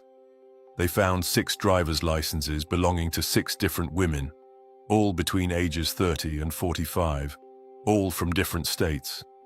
They found jewelry boxes containing hundreds of pieces of valuable jewelry, rings, necklaces, bracelets, earrings, each piece catalogued in a notebook with the name of the woman it had belonged to and an estimated value. They found life insurance policies, bank account information, property deeds, all in the names of different women. They found notebooks containing detailed information about each woman, their daily routines, their financial assets, their family situations, their vulnerabilities, their psychological profiles. One notebook in particular would prove crucial to understanding Alan Parker's systematic approach to murder. The notebook contained what could only be described as a business plan for serial killing, with each victim treated as a project with costs, benefits, and return on investment. Parker had rated each woman on various factors: ease of manipulation, asset value, family situation, risk of detection. He had documented his methods: how to establish false identities, how to integrate into communities, how to build trust over months, how to identify vulnerable women, how to create situations where they could be killed without witnesses, how to fake death certificates, how to cremate bodies and present ashes as legitimate remains. The notebook contained an entry about Rachel Morrison dated January 15, 2019, 3 months before her death, written in clinical detached language that made FBI agents physically sick to read. Subject RM has proven to be one of the easier acquisitions. Widowed status 3 years post-loss created optimal vulnerability window. Active presence of dependent daughter provides additional emotional leverage and urgency for subject to demonstrate life has returned to normal functioning. Subject demonstrates strong community ties which aid in legitimacy establishment, but creates minimal risk due to limited close family relationships. Asset value approximately $180,000 liquid savings and checking accounts, plus property equity, estimated $90,000 plus jewelry collection, estimated $20,000. Life insurance policy established post-marriage valued at $500,000 with subject's sister as contingent beneficiary, can be modified post-marriage. Total estimated value $790,000 for approximately 5 months investment of time and minimal financial outlay. Excellent return on investment compared to previous acquisitions. Subject has shown complete trust, no suspicion of true identity or intent. Integration into subject's community has been successful. Church attendance, volunteer work, and youth coaching provide substantial legitimacy cover. Subject's daughter accepts presence, sister approves relationship, colleagues and neighbors view relationship positively. No concerning questions or background investigations detected. Execution planned for Costa Rica trip. Location selected for ease of body disposal and low probability of detailed investigation. Subject is trusting personality type and will not suspect danger until too late. Cremation will be straightforward, as subject has no close family aside from sister who has proven to not be naturally suspicious. Anticipate clean exit from Portland with assets liquidated and relocation to Seattle area by June 2019 to begin identification of next subject. FBI agents reading this entry realized they were dealing with a serial killer who approached murder not as an emotional crime, but as a business venture, complete with market research, cost-benefit analysis, and strategic planning. Alan Parker had been killing women for money for at least 15 years, possibly longer, systematically selecting victims based on their asset values and vulnerability factors, building elaborate false identities to gain their trust, marrying them to gain legal access to their finances, taking them to remote locations to murder them, and then returning to collect life insurance payouts and liquidate their assets before moving to a new city and starting the process over again. The investigation expanded rapidly as FBI teams in multiple states began connecting cold cases and suspicious deaths to Alan Parker. Using the information in his notebooks, agents were able to identify at least 6 previous victims, each with a similar pattern. Vulnerable women, recent widow or divorce, assets in the range of $500,000 to $1.5 million, isolated from extended family, killed during trips to remote locations, bodies cremated, deaths attributed to accidents. The first identified victim was Patricia Romano, age 34, who died in Montana in 2004 while on her honeymoon with a man who called himself James Romano. Patricia had been a divorced mother of 2 boys, working as a dental hygienist in Billings. She had met James at a church singles group where he presented himself as a recently divorced insurance salesman rebuilding his life. Patricia's sister Carol had told police in 2004 that Patricia fell from a cliff while hiking in Glacier National Park, that James had returned devastated with her ashes and a death certificate from Montana authorities. But when FBI agents reviewed the case in 2019, they found that no death certificate had ever been filed with Montana vital records, that the document James Romano provided to Carol was a forgery, that there was no record of Patricia's death with park rangers or local police. Patricia's cremated remains were among the 6 urns found in Alan Parker's storage unit. DNA testing confirmed the ashes were Patricia Romano's. Alan Parker's notebook contained an entry about Patricia, describing her as his first successful application of the complete method he had been developing, noting that he had learned from mistakes in earlier attempts that had been too risky or hadn't yielded sufficient financial return. He estimated that he had gained approximately $400,000 from Patricia's life insurance policy, savings and jewelry, a sum that gave him the capital to invest more heavily in creating false identities for future victims. The second victim was Michelle Chen, age 41, who died on a camping trip in Utah in 2006. Michelle had been a widow living in Salt Lake City, working as a nurse practitioner, raising a teenage daughter alone. She had met a man who called himself David Chen at a grief support group, where he claimed to be processing the loss of his wife to breast cancer. They dated for 8 months before marrying in a small ceremony. Less than 2 weeks after the wedding, David suggested a camping trip to a remote area of southeastern Utah. Michelle never returned. David reported that she had been bitten by a rattlesnake while hiking, that she had died before they could reach medical help, that he had her body cremated in accordance with her wishes. Michelle's ashes were among those found in Parker's storage unit. His notebook described her as a high-value target with excellent assets and minimal family complications. The third victim was Karen Wells, age 38, who died on a beach vacation in Mexico in 2009. Karen had been divorced, working as a real estate agent in Phoenix, Arizona. She met a man who called himself Robert Wells at a professional networking event. He claimed to work in mortgage lending. They dated for 10 months before marrying.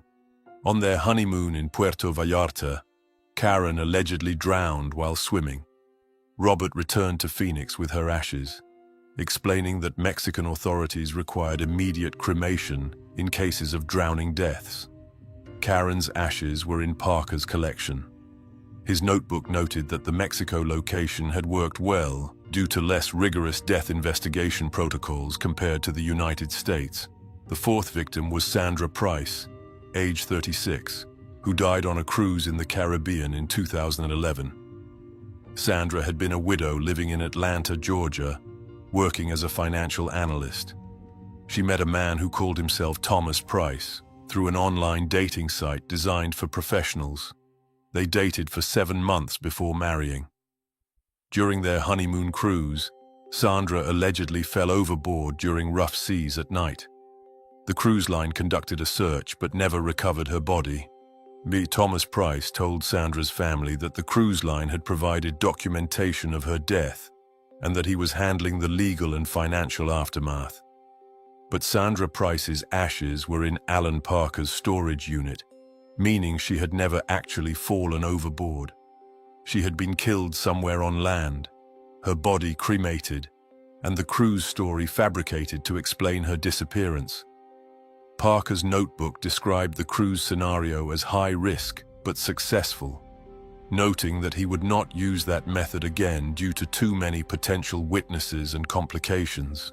The fifth victim was Jennifer Boyd, age 43, who died on a wine country tour in California in 2014.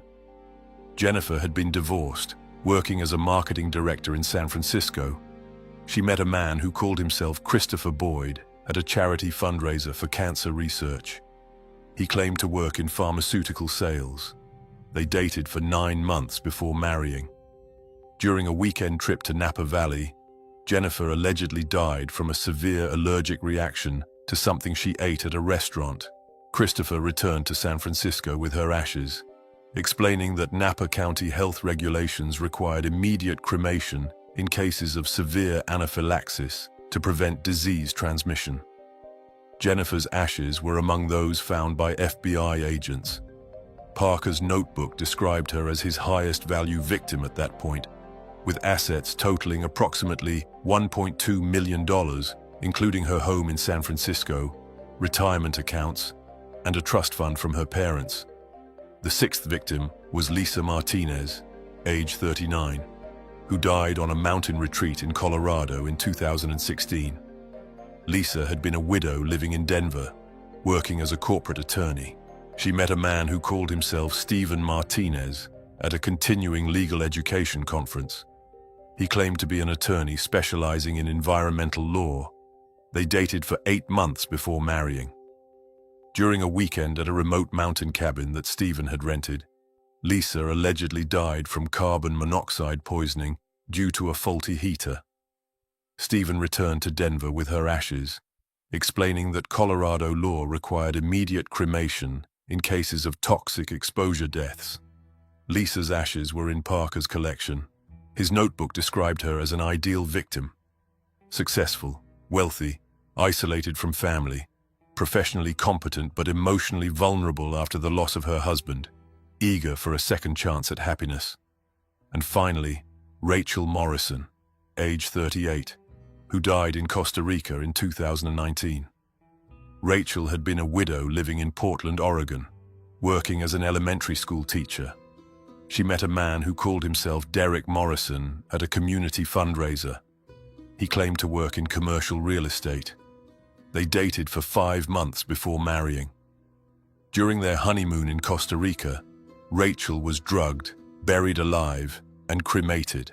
Derek Morrison, whose real name was Alan Parker, returned to Portland with her ashes and might have gotten away with it completely if not for a 12-year-old girl who noticed that her mother's jewelry was in the wrong place. 7 women, 15 years, estimated total value of assets stolen, $4.3 million. That was Alan Parker's legacy when he was arrested on May 3, 2019, at his apartment in Portland. FBI agents approached him as he was leaving to go to the gym, a normal Saturday morning activity for a man who appeared to have no concerns about being caught. He showed no emotion during the arrest, no surprise or fear or anger. He simply allowed himself to be handcuffed, read his Miranda rights, and taken into custody. When agents told him they had found the storage unit with the urns and the notebooks and all the evidence of his crimes, he showed no reaction at all, as if this information had no personal relevance to him whatsoever. During interrogation at FBI headquarters in Portland, Alan Parker waived his right to an attorney and agreed to talk to agents. Over the course of 12 hours, he described his methods in detail, speaking about the murders as if discussing a business operation rather than the deaths of 7 human beings. He explained how he had developed his system over many years, starting with less sophisticated approaches in his 20s and 30s, gradually refining his methods until they became nearly foolproof. He talked about how he selected victims based on detailed research of public records, social media presence, and community involvement. He described how he created false identities by obtaining birth certificates of deceased individuals who would have been approximately his age, using those birth certificates to obtain driver's licenses and social security numbers, building credit histories and employment records that could withstand background checks. He explained how he integrated into communities by identifying vulnerable women and then positioning himself in places where he would naturally encounter them: churches, volunteer organizations, grief support groups, professional networking events, charity fundraisers. He described how he studied each woman for weeks or months before making initial contact, learning their routines, their interests, their vulnerabilities, their family situations.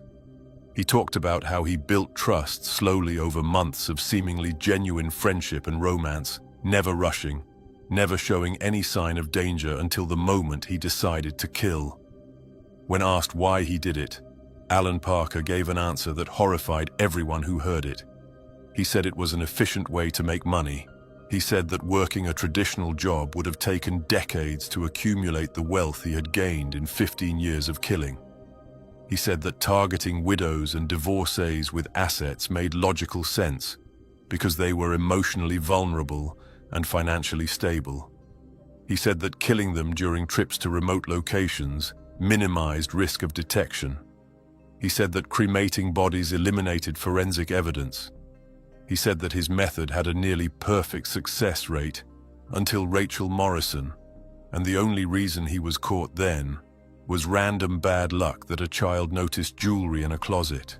When asked if he felt any guilt or remorse about the 7 women he killed or the children he left motherless, Alan Parker said he had never thought about it, that he didn't see the victims as real people, but as assets to be acquired, that their children would be resilient and would survive just as millions of other children survived the loss of parents.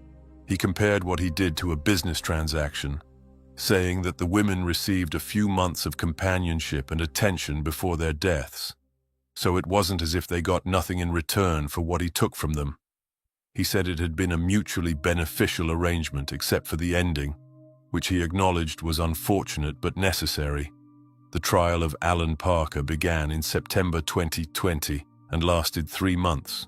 The prosecution presented overwhelming evidence: the notebooks documenting his plans, the jewelry and personal effects from all 7 victims, the cremated remains, the false identification documents, the financial records showing him accessing and liquidating the victims' assets, the testimony of family members who identified their loved ones' belongings, the forensic evidence from Costa Rica showing Rachel Morrison's burial and cremation, and Alan Parker's own confession describing every detail of his methodology. The defense attempted to argue that Alan Parker suffered from a personality disorder that prevented him from understanding the moral implications of his actions, that he genuinely believed he was engaging in business transactions rather than murder, that he should be found not guilty by reason of insanity. But the prosecution demonstrated that Parker had acted with clear premeditation and sophisticated planning, that he had taken extensive steps to avoid detection, including creating false identities and destroying evidence, that he had successfully maintained a normal appearance in multiple communities over many years, and that his own notebook showed he fully understood he was committing crimes and could be punished if caught.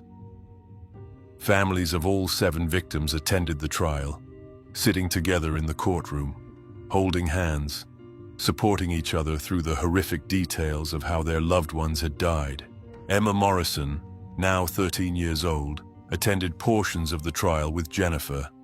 She read a victim impact statement during the sentencing phase, describing what it was like to lose her mother twice, once to death, and once to the realization that her death was not an accident, but a calculated murder by a man Emma had trusted, a man she had allowed into her life and her home, a man who had coached her soccer team and attended her school events and pretended to care about her while actually planning to kill her mother for money. Emma's statement reduced many in the courtroom to tears. She described how she had trusted Derek, how she had started to think of him as a potential father figure, how she had felt guilty after her mother's death for not being nicer to him or more welcoming. She described the moment she found the jewelry box and knew something was wrong, the feeling of her world collapsing when she realized her mother might have been murdered. She described the nightmares she still had, dreams where she tried to warn her mother not to go to Costa Rica, not to trust Derek, not to get on the plane. She described what it was like to be 13 years old and orphaned, living with her aunt and uncle and cousins who loved her but weren't her parents, going to therapy 3 times a week to deal with trauma and grief and anger, knowing that the person who killed her mother was still alive while her mother was gone forever. Jennifer testified about Rachel's kindness, her dedication to her students, her love for Emma, her desire to build a new life after the tragedy of Michael's death. She described Rachel as someone who made everyone around her better, who found joy in small moments, who loved deeply and completely, who deserved to grow old and watch her daughter graduate from high school and college, get married, have children. She described the pain of learning that Rachel's death was not an accident but murder, that the man Jennifer had welcomed into their family had been planning Rachel's death from the moment he met her. Margaret Torres, Rachel's fellow teacher and closest friend at Lincoln Elementary, testified about Rachel's impact on her students and colleagues. She described how Rachel had created a classroom environment where every student felt valued, how she had spent her own money on books and supplies because she believed all children deserved access to learning resources, how she had stayed late to tutor students who were struggling, how she had written personalized notes to each student on the last day of school every year. She described the hole Rachel's death had left in the school community, how students still talked about her years later, how her classroom had been turned into a memorial space where students could go to read or think. Carol Bennett, Patricia Romano's sister, testified about Patricia's life and the 15 years Carol had spent believing her sister died in a hiking accident. She described the devastation of learning in 2019 that Patricia had actually been murdered, that the man Carol had welcomed into Patricia's life and trusted to care for her sister had actually been planning her death all along. She described how Patricia's sons, now in their 20s, had struggled with reopening old wounds, learning that their mother's death was murder, dealing with rage and grief that had nowhere to go because they couldn't change what had happened. Family members of Michelle Chen, Karen Wells, Sandra Price, Jennifer Boyd, and Lisa Martinez all testified, creating a collective portrait of 7 women who had been more than Alan Parker's victims, who had been mothers and daughters and sisters and friends, who had careers and interests and dreams, who had survived loss and rebuilt their lives and dared to hope for happiness again, only to encounter a predator who saw them not as human beings, but as opportunities for profit. The most chilling testimony came from Dr. Elizabeth Reeves, a forensic psychologist who had evaluated Alan Parker at the request of the prosecution. Dr. Reeves testified that Parker met all the diagnostic criteria for antisocial personality disorder and psychopathy, specifically noting his complete lack of empathy, his view of other people as objects to be used, his sophisticated manipulation skills, his grandiose sense of self-worth, his lack of remorse or guilt, and his ability to maintain a facade of normalcy while engaging in predatory behavior. She explained that Parker was not insane in any legal sense, that he understood the difference between right and wrong, that he had acted with clear premeditation and planning, and that his methodical approach to murder demonstrated sophisticated reasoning skills. Dr. Reeves explained that predators like Parker often targeted vulnerable people not out of any emotional drive, but because vulnerability made targets easier to manipulate and control. She noted that Parker had specifically selected women who were in transition periods of their lives, widows and divorcees who were trying to rebuild after loss, women who wanted to believe in second chances and were therefore more likely to trust someone who presented himself as safe and stable and kind. She explained that Parker's ability to integrate into communities, to present himself as a helpful neighbor and dedicated volunteer and caring partner, was a common trait among sophisticated predators who understood that the best disguise was not to hide, but to become hyper-visible in positive ways. When asked if someone like Alan Parker could be rehabilitated, Dr. Reeves said no.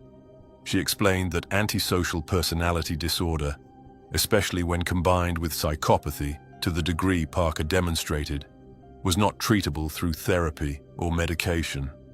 She said that people with this combination of traits saw other humans as things to be used, that they felt no authentic emotional connections to others. that they were fundamentally incapable of empathy or remorse. She said that the only thing that stopped people like Parker from committing more crimes was incapacitation, removing them from society permanently so they no longer had access to potential victims. Alan Parker sat through all of this testimony without visible emotion. When family members described their pain, he showed no reaction. When Emma read her victim impact statement, he stared at her with the same clinical detachment he had shown Rachel in those final moments before injecting her with sedative.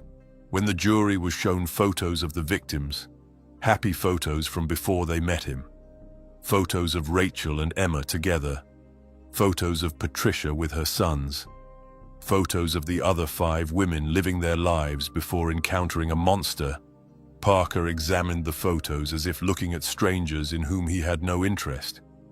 When given the opportunity to make a statement before sentencing, Alan Parker declined. He had nothing to say to the families of his victims, no apology to offer, no explanation beyond what he had already provided in his interrogation. He simply sat in his chair and waited for the judge to pronounce sentence. The jury deliberated for 4 hours before returning guilty verdicts on all 7 counts of first-degree murder, multiple counts of fraud, forgery, identity theft, and dozens of other charges. The judge sentenced Alan Parker to 7 consecutive life sentences without possibility of parole, meaning he would die in prison, meaning he would never again be free to hurt anyone, never again able to prey on vulnerable women, never again able to wear his victims' jewelry as trophies. As he was led out of the courtroom in handcuffs and leg shackles, one of the family members shouted, "You should burn the way you burned them." Alan Parker didn't react. He didn't turn his head or change his expression. He just shuffled out of the courtroom surrounded by federal marshals, disappearing into the prison system where he would spend the rest of his life. The aftermath of the Alan Parker case changed how law enforcement agencies across the country handle suspicious deaths and missing persons cases involving recently married couples. It led to new protocols requiring more thorough verification of death certificates from foreign countries, making it harder for criminals to fake international deaths. It prompted the State Department to create a system where all American citizen deaths abroad must be verified through the embassy before cremation or burial can occur. It led to recommendations that life insurance companies conduct more extensive background checks on recent spouses before paying out death benefits. Several states passed laws requiring longer waiting periods between marriage and the ability to change beneficiaries on life insurance policies, specifically to prevent predators like Parker from quickly marrying victims and immediately naming themselves as beneficiaries. Dating safety organizations developed new programs warning people about predators who use community integration and slow relationship building as manipulation tactics, emphasizing that danger doesn't always come from obvious places like online dating profiles of foreign strangers, but can come from the seemingly normal person sitting next to you in church or coaching your child's sports team. For Emma Morrison and the children of Alan Parker's 6 other victims, there was no happy ending, no justice that could bring their mothers back or erase the trauma of learning they died terrified and alone at the hands of someone they loved. Emma was raised by Jennifer and her family, graduated high school with honors in 2024, and is currently attending Portland State University, studying social work with a focus on victim advocacy. She speaks at victim rights events and law enforcement training sessions, telling Rachel's story not to gain sympathy, but to educate others about predatory behavior. She warns that danger doesn't always announce itself with obvious red flags, that evil doesn't always act evil, that someone can volunteer at church and coach soccer and bring donuts to fundraisers and still be a monster hiding in plain sight. Emma tells audiences to trust their instincts when something feels wrong, even if they can't articulate why. She encourages people to maintain connections with family and friends who can provide outside perspective on new relationships. She promotes background checks and reference verification, noting that even someone who seems perfect might be living under a false identity. She asks people to remember that her mother did nothing wrong, that Rachel Morrison was not foolish or naive or careless, that she was simply a kind woman who met a skilled predator who had spent 15 years perfecting his craft, and that anyone could have been fooled by someone that practiced at deception. Lincoln Elementary School created a memorial garden in Rachel's honor, a quiet space where students can sit and read and remember a teacher who believed every child deserved patience and encouragement. A bench in the garden has a plaque that reads, "In memory of Rachel Morrison, who taught us that kindness matters, that every student deserves to be seen, and that love should build us up, not tear us down." Every year on the anniversary of Rachel's death, current and former students gather at the memorial garden to share stories about how Rachel influenced their lives, keeping her memory alive as more than just a victim of a serial killer, but as a woman who lived with purpose and touched hundreds of lives through her work. Jennifer maintains relationships with the families of Alan Parker's other 6 victims. They form a small community of people bound by shared tragedy and shared determination to honor their loved ones' memories. They meet annually on a video call, sharing updates about their lives, supporting each other through difficult anniversaries and holidays, finding comfort in being with people who understand their specific grief. They have advocated successfully for legislative changes, making it harder for criminals to create fake identities and fake death certificates. They have worked with the FBI to develop training materials about long-term predatory behavior patterns that officers can use to identify similar cases. They have turned their private pain into public purpose, ensuring that Patricia, Michelle, Karen, Sandra, Jennifer, Lisa, and Rachel are remembered not just for how they died, but for how they lived. The emerald ring and wedding band that Alan Parker wore when he returned from Costa Rica were recovered and given to Emma. She keeps them in a safe deposit box, unable to wear them but unable to let them go, a reminder of her mother's life and the man who ended it. She sometimes wonders what Rachel would think about how her death exposed a serial killer, how her murder led to justice for 6 other families, how the investigation changed protocols that might save future lives. Would Rachel find meaning in that? Would she be glad that her death wasn't completely meaningless? Emma will never know. All she knows is that her mother went on a honeymoon, expecting to start a new chapter, and instead met a monster who saw her not as a person, but as a financial opportunity. Alan Parker remains in federal prison, serving his 7 consecutive life sentences. He will die there, never again free to manipulate another vulnerable woman, never again able to add to his collection of urns and jewelry and insurance policies. He has given no interviews, issued no statements, shown no remorse.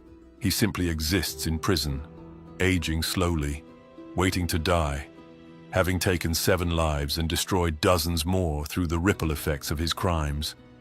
The story of Rachel Morrison is not a story with a satisfying ending. There is no resurrection of the dead, no undoing of the trauma inflicted on children who lost their mothers. But there is meaning in how Rachel's death was not the end of Alan Parker's killing spree, but the moment it finally stopped. How Emma's sharp observation and Jennifer's determination to verify inconsistencies led to an investigation that saved future lives. How 7 families finally got truth about what really happened to their loved ones. Rachel Morrison deserved to grow old with Emma, to see her daughter graduate and get married and have children, to continue teaching and making her community better through daily acts of kindness, to find genuine happiness with someone who truly loved her. She deserved a long life full of ordinary joys and small pleasures. She deserved to wake up every morning knowing she was safe, knowing the person sleeping beside her wanted to protect her rather than harm her. Instead, she got 72 hours of honeymoon before being drugged, buried alive, and cremated by a man who had never seen her as human at all. who had studied her for months like a scientist studies a specimen, who had documented her vulnerabilities in a notebook as if planning a business acquisition rather than a murder. But Rachel Morrison, even in death, matters. Her life mattered to her students who still remember the teacher who made them feel valued. Her life mattered to Emma, who carries forward her mother's legacy of kindness and determination. Her life mattered to her community, who lost someone who made ordinary days better through her presence. And her death mattered because it stopped Alan Parker, because it exposed his crimes, because it led to justice for 6 other families, because it changed policies that protect others. This is the story of an elementary school teacher from Portland, Oregon, who thought she had found love again after tragedy, who trusted a man who seemed kind and normal and safe, who died on her honeymoon, not knowing that her death would be the one that finally brought down a serial killer who had evaded justice for 15 years. This is the story of how a 12-year-old girl's observation about missing jewelry led to one of the most important serial killer captures in recent history. This is the story of how sometimes the smallest details solve the biggest cases, how sometimes justice comes from paying attention when something doesn't quite fit, how sometimes the courage to ask questions and demand truth can save lives. Rachel Morrison was killed because Alan Parker wanted her money, but she is remembered because of who she was as a person, as a teacher, as a mother, as a friend, as someone who made the world better through daily acts of kindness and compassion. Her legacy is not how she died, but how she lived, and how even in death she managed to save others by being the victim who finally exposed a monster who had been hiding among us all along, wearing the mask of normalcy, pretending to be one of us, using our own values of community and trust and second chances as weapons against us. The emerald ring that started this investigation, the ring that Alan Parker wore around his neck, thinking it was a trophy of another successful kill, became instead the evidence that destroyed him. Sometimes the smallest things matter most. Sometimes paying attention saves lives. Sometimes asking uncomfortable questions is the most important thing you can do. And sometimes a mother's love, even from beyond the grave, can still protect others through the careful observation of a daughter who knew something was wrong and refused to look away.